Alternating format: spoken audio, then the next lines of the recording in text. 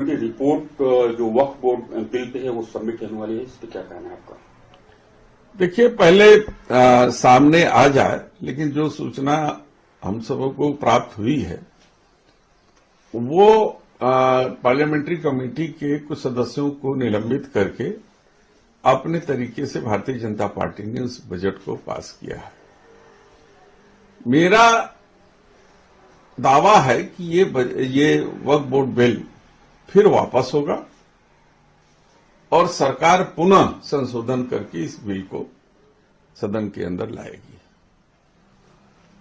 PM Modi ने BJP का confidence दिखाया है। उन्होंने कहा है कि आम आदमी पार्टी जो है जब दिल्ली के चुनाव होंगे तो उसमें हारेगी, बीजेपी जीतेगी, क्योंकि जो यूनियन बजट पेश हुआ है वो पहली बार हिस्ट्री में इतना बढ़िया बजट पेश हुआ है। ये most pro middle class budget है और इसकी वजह से लोग जो है बीजेपी को चुन के फिर दिल्ली में लाएंगे।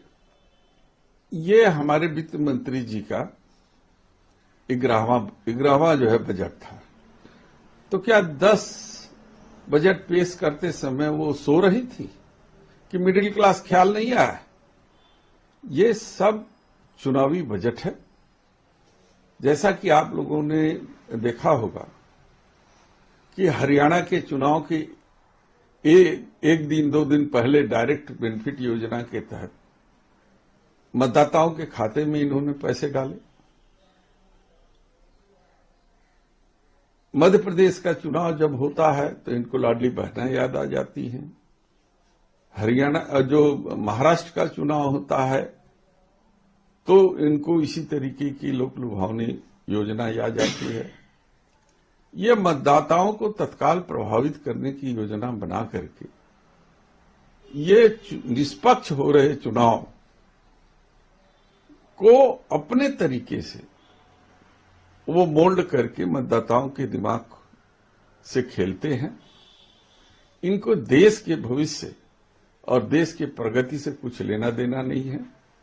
इनका सीधा टारगेट चुनाव जीतना होता है और ये इस देश के लिए भविष्य में आने वाले जो हमारा लोकतंत्र है उस लोकतंत्र के लिए बहुत बड़ा खतरा है।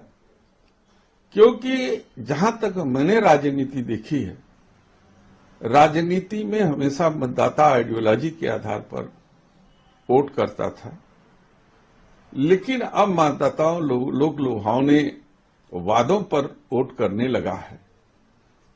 ये चिंता का विषय है कि जो पार्टियों के पास धन और बल होगा वही चुनाव लड़ पाएगा और जिसके पास धन बल